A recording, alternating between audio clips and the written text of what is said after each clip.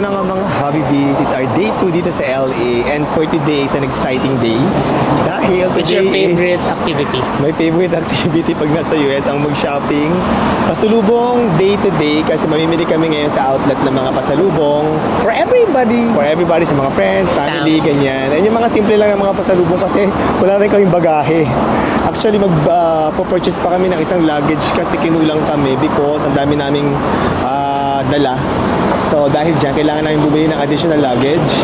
Tapos, before kami pumunta ng outlet dito sa LA, udaan muna kami ni Happy David ng Mac. Kasi kailangan ko bumala ng earpods or AirPods kasi nasira yung akin. Tapos, alam ko kasi na magiging busy siya sa shopping. And ako, mabilis akong like, okay na ako. Konting binibili ko, okay na ako. Eh siya, para whole day kaya niya mag-shopping. So, ang gagawin is, habang mag-shopping siya, pag tapos na ako magbili ng mga kailangan ko gawin, hanap ako ng cafe, mag-i-edit ako, mag-work ako, kailangan ko ng AirPods. So, tsaka yung AirPods natin sila na tagal na yun, mga 6 years na yata yun. Kaya, Tama let's ng go palitan. na! Let's go! Sobrang init ngayon sa LA, kaya hindi namin kayang lakarin ni Happy David kasi ang pag-walk is 15 minutes. So, medyo mainit, masusunog tayo dito kaya nag-Uber kami. Yeah. Yeah. Grabe init ngayon, as in namumula yung mga balat ng mga naglalakad dito. Did some like shows like The Office or something like that. It was really it's really crazy, But she has a great nanny position. I'm not complaining. Ay, ba't wala tayong ano? Ba't wala tayong And we're here sa Citadel Outlet. Ayan, oh my God, ang init ngayon sobra. Super. Pero ang laki ng property na to. Nakapunta na tayo dito before, di ba? Yeah, nakapunta tayo dito before. Anong bibili mo Sabihin, pasalubong? anywhere. Kaninong pasalubong first? Kahit saan, kung ano lang makita natin. Let's go, let's start hunting. Hunting. Let's start checking. Ayan yung coach, at ang dami yung coach, malaking Oh, I coach. remember. This is Diba? the very first pala na outlet na puntahan ko nung first time sa US. Yes, ito yung kauna. Let's go, magkakaroon tayo. We have all the time today. Kaya I maghanap na remember tayo ng this. mga Umakyat pwedeng tayo puntahan. dun dati. Tingin tayo sa coach, let's go. Umakyat tayo dun sa Tommy dati. Yes. Ang ganda dito, guys. Ito yung isa sa mga magandang outlet dito sa LA. Ang ganda ng coach. Ay, sarado yung coach Stormy. Ginagawa. Ayun, ginagawa siya. Ay, yun, dun. Baka sa gilid. Ay, hindi. Lilipat sila. Nilipat. Ayan, space 715 na sila. Bago na. Ano yung bili mo? Dito tayo ng clearance section ng bags ng Michael Kors. Kasi may clearance na tapos mayroon pang 20% off. Mga bags. Gaganda. Para kanino yan? Para sa mga girls, na mga family members. Mama, ate. Yes. Ganda. Ganda. Ang ganda ng Michael Kors na mga bag. Okay to.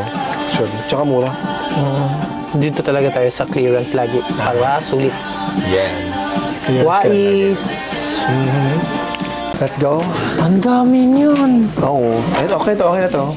Next. Oo, yung shopping yan. Puro pasalubong. Yes. Let's go na. My goodness. Mura kasi dito.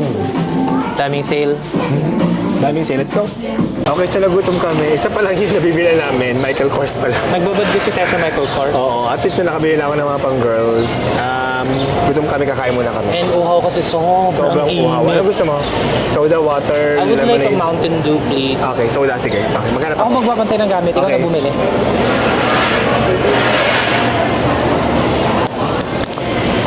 Daming tao dito. Para siyang food court.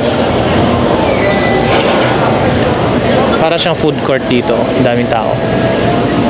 Baby, what did you buy? What did you buy? Ano, Panda Express, bigger plate. Share na lang tayo. Ang maganda sa Panda Express nila dito kumpara sa Pilipinas is dito, So, ang daming oh, survey. like umaapaw lagi. Hindi nila, Yes. sa Pilipinas kasi bilang na bilang ko ilang hipon, ilang karne. Dito talaga like Sinasandok. sandok-sandok lang sila Ang noon dami dami. yan, oo. Ano Ang to? dami. Shrimp? Ngayon tayo. Fortune cookie mamaya. Let's eat. Na-share na tayo ng drinks. Yeah, share lang tayo lahat. Bigger plate, tapos large drink. Yeah. Kain I tayo. love you. Thank you for buying the Orange food. chicken, Angus beef, at saka shrimp. Kiss na. Actually, every biyahe, nag-allocate talaga yan si Abiray ng budget para sa pasalubong. Shopping. Hindi siya something na, uy, oo nga, bilhin natin ng pasalubong. Hindi ganun. He's not afterthought. He doesn't consider pasalubong afterthought. Even before kami lumipad, nakaset na sa utak niya yan na nagbibili talaga ng mga pasalubong, sino ang mga bibilhan, and nakaset ng budget. Because katulad, kung hindi niyo napanood yung podcast namin last time na we talked about pera, si Abiray, hindi yan siya gumagastos ng spontaneous lang, nakaplano. Ay, bira, no? You still do naman, pero once in a blue moon, pag extra money, ano ba Actually, yun? nakaplano lahat ng budget. Minsan sumasobra lang content kapag may mga unplanned na mayroon ako nagustuhan, gano'n, ay kami nagustuhan, kapag. Pero hindi naman tayo yung sobrang gumastos talaga. Kumbaga, yung kayang bayaran. Laging naka-budget, laging nakaplano. And so, kahit gumastos ng malaki, hindi siya something na random. Nakaplan talaga. Yung mga spontaneous na rin, yung mga maliliit lang, hindi masyadong gastos. May Basta contingency. importante, may pasalubong tayo sa kanilang lahat. Maliit man o malaking bagay. Ang importante na naalala sila. Ngayon kasi dati kung napapasa nagko-comment, parang basher natin na parang cheap daw tayo mamigay na pasalubong. Ay, Parang nakakaloka lang na parang I don't... meron bang kailangan value ang isang pasalubong? I think for me, That's a doesn't matter. Ang importante na naalala mo yung pagbibigyan mo. That's also another sense of entitlement in bakit pag pasalubong kailangan mamahalin. Actually, sa totoo lang, walang requirement pagbigay ng pasalubong. Travel mo yun eh. Actually, hindi naman You traveled for yourself para mag-enjoy ka, para mag-relax. Hindi ka nag-travel para mamili ng pasalubong. At saka hindi mo rin nagtatrabaho dito. Yung iba, syempre nakakapagbigay sila ng magandang pasalubong. Nag-work sila dito, gano'n. Kami, importante, naalala namin yung bibigyan namin. Maliit man ang malaking bagay, at least naalala namin. Like for example, kami ni Javiray, we consider gifts as wala kang karapatan mag-demand. Like for example, kung bibigyan kami ng kahit ano, nagpapasalamat kami and natutuwa kami lagi every time may nagbibigay sa amin. It doesn't matter what value, natutuwa kami kasi na-appreciate namin na naaalala kami. It's also an expression of love, di ba? Pag nagbigay ang tao ng something sa'yo. Pero, so wala kang karapatan na mo sasabihin mo na mamahalin, ay, ano ba yung pasalubong niya? Ito lang. Walang ganun. Tanggapin mo lang at magpasalamat ka ganun. In the same way, kami naman, pag bumibili ka na yung pasalubong, although walang nagre-require sa amin, pero ayaw naman namin na parang walang value. Gusto namin, hindi din sobrang mahal. Gusto lang namin na galing sa puso at alam namin ma-appreciate at magagamit. Sabi na, very important sa kanya yung practicality ng isang bagay na ibibigay mo. Huwag kang magbibigay ng something na hindi naman niya magagamit.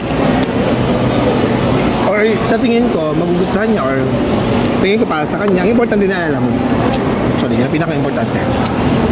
Cliche as it may sound, pero it's really the thought that matters, no? True.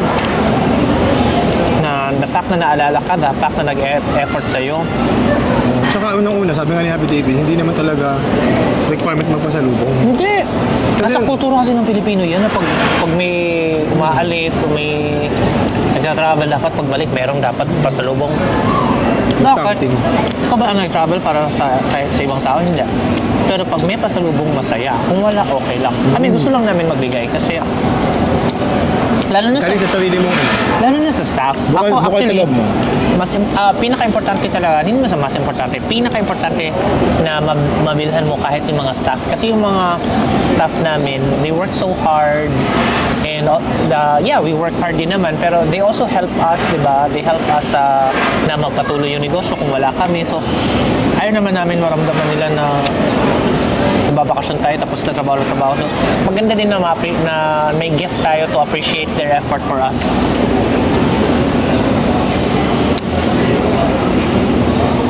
nagutom ako. Alam mo ba, mas nasasarapan talaga ako ng Panda Express dito sa US. Sa Pilipinas, Hindi. di ako masyado nag-enjoy sa Panda Express doon. Iba ang lasa dito. I think it's because of the meat.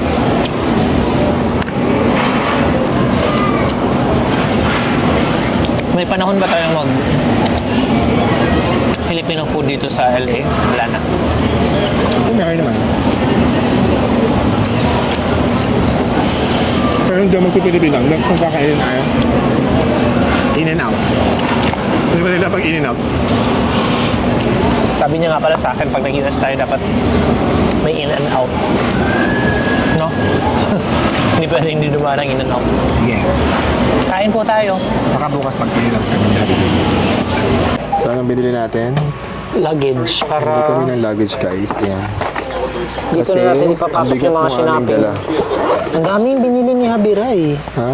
Ang daming binili mo eh. So, dapat may... Para hindi Kulang pa tayo yan. mahirapan magbitbit, tayo lang dalawa eh. Pati itong bag dito na lang ipapasok. Ayusin na lang muna dyan. Kulang pa tayo ng isang luggage, actually. Okay, let's go. We're done. Yeah, nag-ikot pa. Hindi ka pa tapos mag-shopping. Pwede mag-work na ako.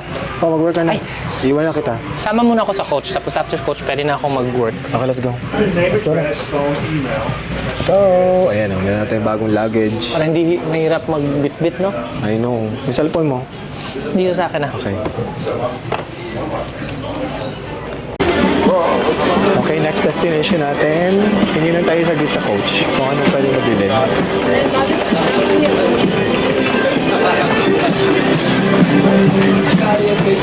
Grabe ang init ngayon. Hindi pa naman ako nag-sunblock. Super init. Nakalimutan pa natin mag-sunblock. Nakakaloka. Nagdala pa tayo ng sunblock. Di naman natin nagamit. Parang bago to dito. Nagpapawisan Ano hindi na tayo ako. nakapunta dito before? Yeah, Tawid. hindi natin nailibot to ng buo, Mim. Before? Kaya today, susulitin natin. Yup, di natin ito nalibot ng buo dati. Dito pwede pumili mga pasalubong dito, oh. Ika muna dun. Pero si no en Rose, Ito na tayo sa coach. Tingin-tingin lang tayo dyan. Saan pwede makita. Let's go! Sana maraming sale. Sana maraming ganda. Pasok na. Ah, ito, coach din to. Bag Coach to. sa kabila. Pareho. Pasok ka na. Ito mga sapatos. Ah, dito sa kabila. Mga bag yun, sapatos Maliit dito. lang kayo kasi ginagawa yung kanilang store. Let's go. Sa mga staff natin sa babae sa office, ganito. Coach. 35, 2,000 pesos isa. Ito, pwede Diba? naman. Tingin mo. how are you guys doing? Everything Yes, thank you. $35. Any questions? We have more wallets here. Pero gusto ko ito pamigay sa mga staff natin. Staff? Sa building. Diba? Ito, so cute. Diba? $35 each. Yeah. May wala nang ibang discount? O yan na talaga yung lowest niya? Wala kang clearance. Gaya pa ako ng clearance. Hanap ako. Wait lang. Okay, so nakapamili tayo dito sa coach ng mga konti lang na pambigay sa mga staff natin. Mga simple things lang ito. Oh. Palagyan natin kay Happy David sa luggage kasi ang dami na namin bitbit. Ito, mga para sa staff. So yan, Coach ng mga wallets. mga wallets. Ang ganda. Sa mga lalaki naman, tsaka ng mga pamangkin mo. Yes, wala pa tayo. Nabibili. Pabili siya ng From pink True Religion. na True Religion na cup. And meron din akong black. Tingnan mo aling mas bagay sa akin. Pink is cute. Black. I like the black. Ganda. Yes. Lalaki ako sa black. Yes. Pero bagay sa ulo ko, no? Yep, bagay sa ulo mo. Pero kung pink, I'm still Disney princess mo. The pink one is very Habibi. Pero gusto ko siya, yung pink actually. Okay. Kasi bagay sa black na may bright pink. Okay, let's go. Let's go. Nakita ko sa Lacoste. Punta tayo doon. Okay, let's go. Bagay naman sa yung pink kasi naka-black ka. Feel na feel ko. Very Habibi. Very cutie. Cutie. Let's go.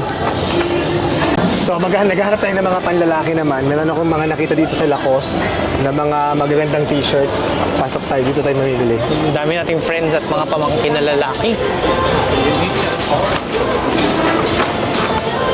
Look, ang dami. Naka-sale, ma'am. Oo, $36 lang. Isa. Ha? $36 each. 26? 36. Kano yun? Mga 2,000? 2,000. Kagaya nung katakan ng mga babae. Okay. Ako mamimili. Mamili ka. Ito maganda din. Ilista mo kung sino mga bibilan, tapos ako mamimili. Oo. Okay. Okay, so, nakatingin-tingin nga muna iba doon. Ma'am, anong ginagawa mo? Nag-inventory check ako ng mga bibigyan ng mga pasalubong. May Listahan. ako dyan. Okay, Tapos para walang nilalagyan ko ng tick mark yung meron na para walang makalimutan. Konti na lang. Usually mga boys na lang ang wala. Ay, ang ganda ng kulay nito. Okay, so nakapamili na tayo para sa mga boys. Magkano Inubos na namin lahat ng mga t-shirts dito na design. Magkano to? Huwag mo na sabihin. Sige. Basta Basta Lacoste t-shirts siya. So we have 1, Bilangin mo. 2, 3, 3, 4, 5, 6, 7, 8, 9, 10, 11, 12, 13, 14, 15, 16, 17, 18, 19, 20, 20, 21. 21 na t-shirts. Dalawa dyan is Puro Lacoste. akin, dalawa.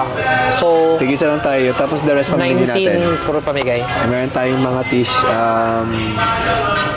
ano tawag dito? Mga chinelas. So, Tsaka ipas. mga bags. Yan. Mga naka-sale yan, guys. But in case may nakalimutan o may Okay, extra. meron tayong extra. And we're done. I think nakapamili na kami ng mga 95% na mga dapat namin bilhin dito. Kompleto na sa team bahay, sa team building, meron na rin kompleto na rin. We Tapos still sa mga need- family and friends, meron na rin. Sa friends, may konti pa. Konti na lang. So maghahanap pa kami ng mga ibang pwedeng bilhan dito. Pero I think we are about 95% complete na. Yeah. So konting-konting kembot na lang at pwede na kaming maningin naman para sa amin kung meron pa kami mabibili ni Happy TV dito. Hopefully wala na kasi ubos na yung budget na. Pero tingnan natin kung ano pang pwede mabili dito.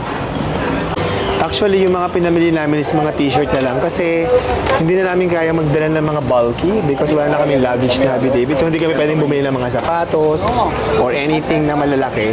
So, yung t-shirt is very okay kasi natitiklop tapos magaan lang and tela lang kasi siya. Kaya t-shirt na lang pinamili namin para sa pasalubong. Baby, Yes. Napagod kami. Drinks Mag-soft drinks muna kami. Kailangan namin ng sugar, energy. meron pa tayong mga konting kulang. May idea na ako kung ano mga bibilin sa kanila. Pero so far, magkano na nagastos natin? Natin na mga adesibo. Oh my God! Pwede ko lang kung magkano. Basta medyo malaki-laki na labi natin. Okay. So, Kasama na yung luggage dyan. Oo. Michael Kors, ang nagastos namin, guys, $1,047. So, magkano yun sa yun? peso? Mga 62,000 pesos. Diyos ko. Sa Michael Kors. And then, this one, napamili namin sa mahaba ito. Ito yung sa Lacoste kanina. Ang total namin sa Lacoste, dalawang resibo actually. Kasi sa Lacoste daw hanggang 20 items lang. At 28 yung items na napamili ko. So, yung unang aming bill ay $787. Tapos yung second bill namin ay... What's yung second bill natin? Mawawala. Nawawala. Alam ko yung second bill nasa $300 plus. Ano yun? Nandun. Ano yun? Yung Colhan? Hindi, Lacoste pa din. So, Ay, dalawang billing. Dalawang billing. So, yung aming Lacoste, mga 1,1. So, 1,047 sa Michael Kors, 1,1 sa Lacoste. 100,000 higit na. Tapos, sa Samsonite, yung aming dalawang luggage na maganda naman, $439. Ganda So, naman. 25,000 yung luggage namin. And then, wala. Itong Crocs, eme lang itong $15.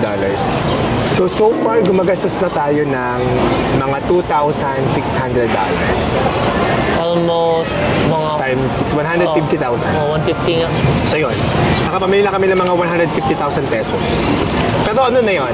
Sulit na yun. Yung mga napamili ko. Kasi magaganda naman, mga branded.